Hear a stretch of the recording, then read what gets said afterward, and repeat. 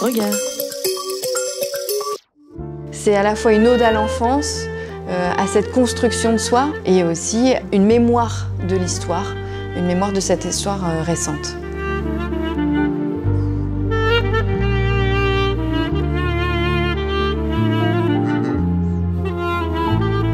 Alors Abetare, c'est le titre de l'installation que Petrit Halilhaï propose ici au LAM.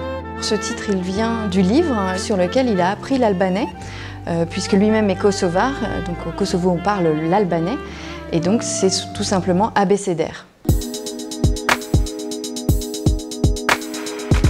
Il a vécu la guerre du Kosovo, à 12 ans il était dans un camp de réfugiés, donc ça l'a bien sûr marqué.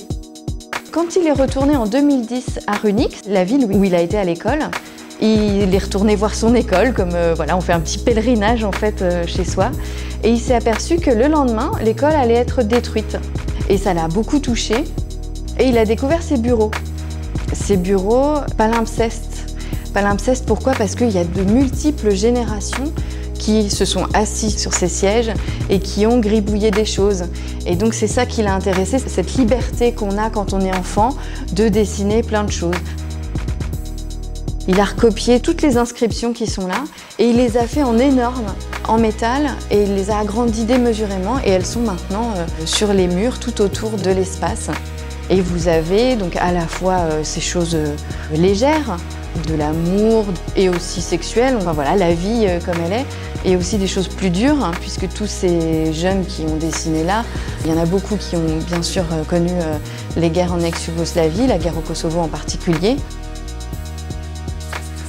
Ça montre ce contraste finalement. Il y a la légèreté d'un côté et en même temps une histoire dramatique que lui-même a vécue très profondément puisqu'il était réfugié. Ensuite, on voit sur le mur aussi le papier peint du livre qui l'a aidé à apprendre la lecture, qui s'appelle Abetare.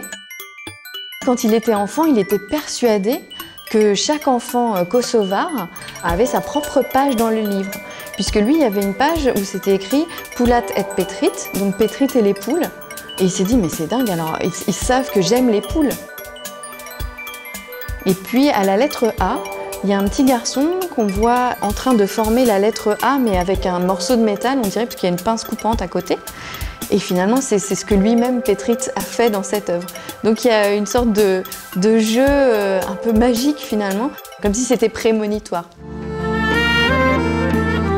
Ce qui me touche profondément dans cette œuvre, c'est le petit rien.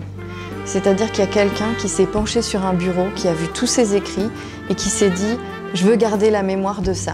Normalement, c'est pas censé aller dans un musée, mais justement, le regard de l'artiste posé là-dessus, ça devient voilà, un travail archéologique, une envie de partager, et c'est ça qui me plaît.